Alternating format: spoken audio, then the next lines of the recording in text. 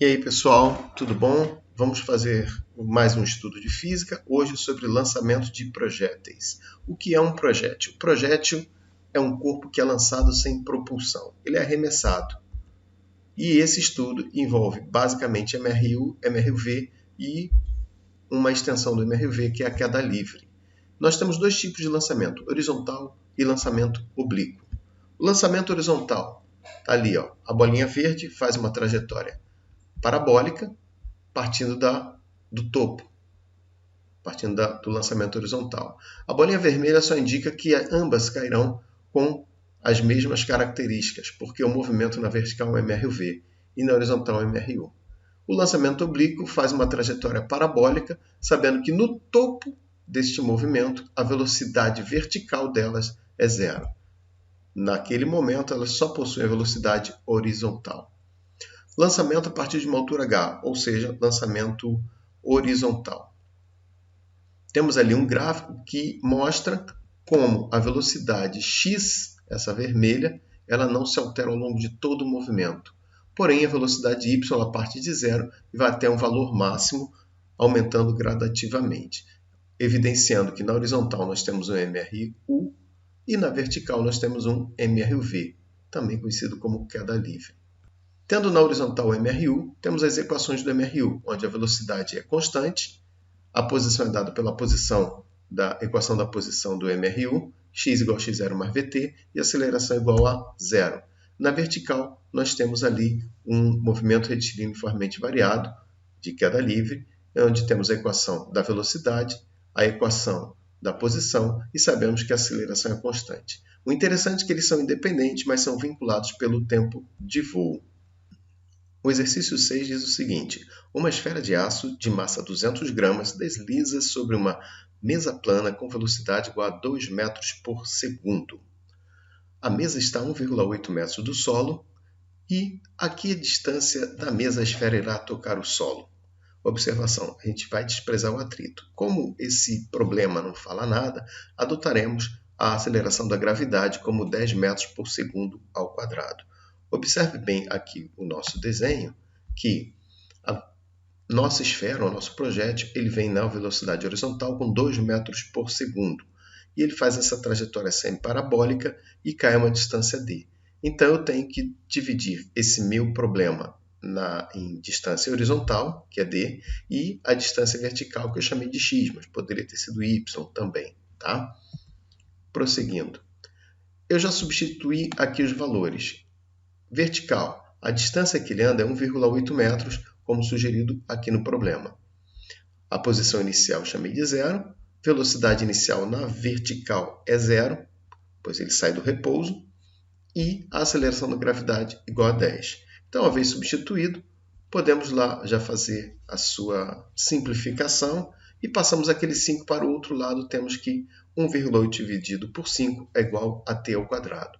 T ao quadrado igual a 0,36 segundos e t, olha, ali está t quadrado, mas é somente t, ele é 0,6 segundos. Esse 0,6 eu vou substituir na equação da posição horizontal, que é o que eu quero saber, já que ele levou 6 segundos para cair, ao mesmo tempo que levou 6 segundos para chegar na posição D, certo? Então, mais à frente um pouquinho, está lá, ó, a posição eu quero saber, x, posição inicial chamei de zero, a velocidade com que ele vem é 2 metros por segundo e o tempo é 0,6. Me dá uma distância de 1,2, está lá a resposta. Ele é simples, porém tem que lembrar que você tem que separar em dois movimentos. Vamos adiante. Próximo, o lançamento oblíquo. Observe ali que aquela bola que o Flamengo vai fazer ali, o gol maravilhoso, é um lançamento oblíquo. Típico do time do Flamengo, fantástico. Então ele chutou lá e veja, a trajetória vermelha é uma trajetória parabólica. Aqui temos a mesma situação anterior.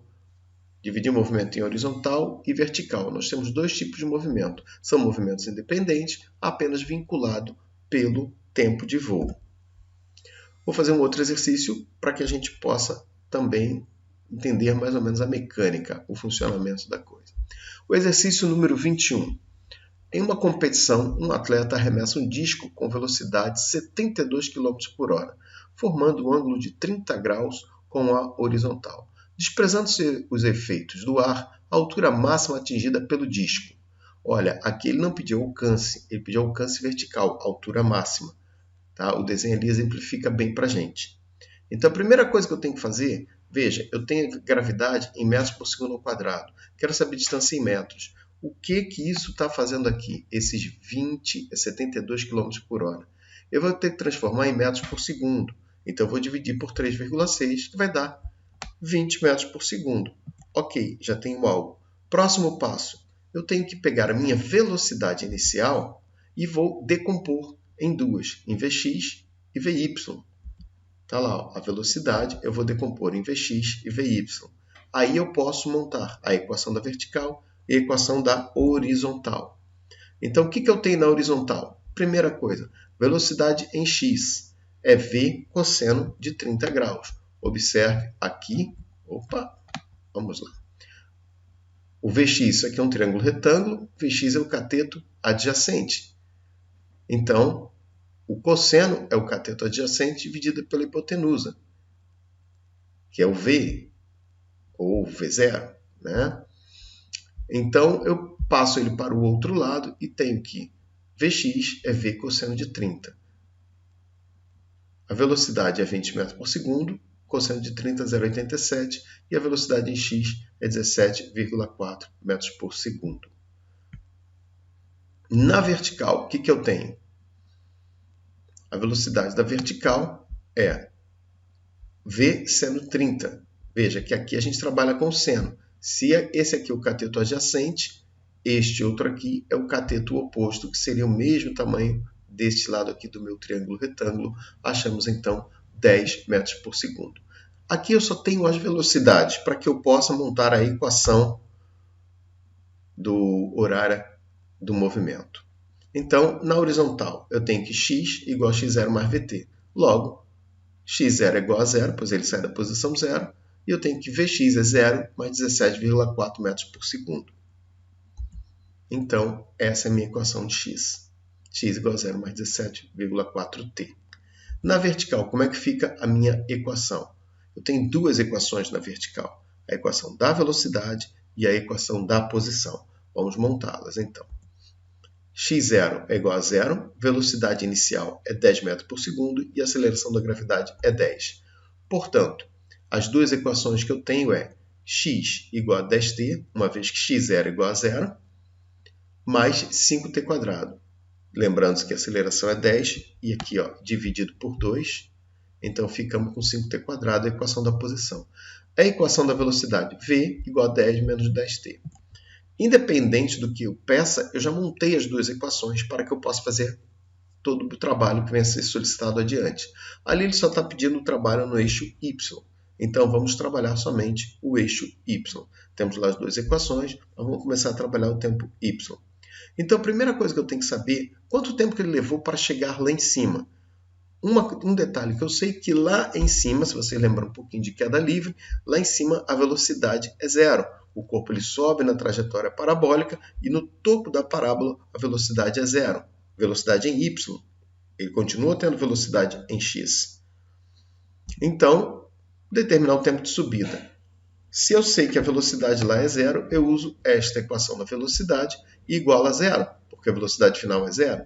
10 menos 10t, o tempo de subida é 1 segundo. Então, vamos aplicar isso agora na equação da posição. Em y também. Está aqui a equação.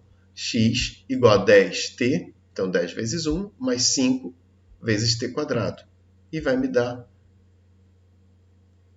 Eu repeti a equação? Tudo bem. Então, continuando, eu vou ter como resposta 15. E aí está lá a minha resposta, altura máxima 15. Porém, eu acho que a gente pode ir um pouquinho além e fazer algo extra para a gente entender mais. Primeiro, qual seria o tempo de voo? Bom, como o tempo de subida é o mesmo tempo de descida, lembrando um pouquinho lá da queda livre, né, caso particular da MRV, a gente vai ver que é 2 segundos. É só dobrar o tempo de subida. Aí, se eu tenho tempo de voo, aí eu tenho que dividir por 2 e eu tenho somente o tempo de subida. Tá ok? Se eu quiser determinar o alcance, uma vez que eu tenho o tempo de voo, que ele é 2 segundos, eu vou substituir 2 segundos nesta equação da posição, que é o alcance dele. Então, eu tenho que x é igual a 0 mais 17,4t e vai ficar 17,4 vezes o t, que é 2 ao quadrado, me dando uma distância de quase 70 metros, 69,6 metros. Outra coisa que eu posso tirar daqui, determinar a velocidade com que o disco chegará ao solo, com que ele vai tocar ao solo. Então, como o tempo de subida é o mesmo tempo de descida, a gente pode saber que ele vai chegar com a mesma velocidade que ele subiu, só que com a direção diferente. Então, ele subiu com 20 metros por segundo assim, ele vai chegar com 20 metros por segundo no sentido contrário.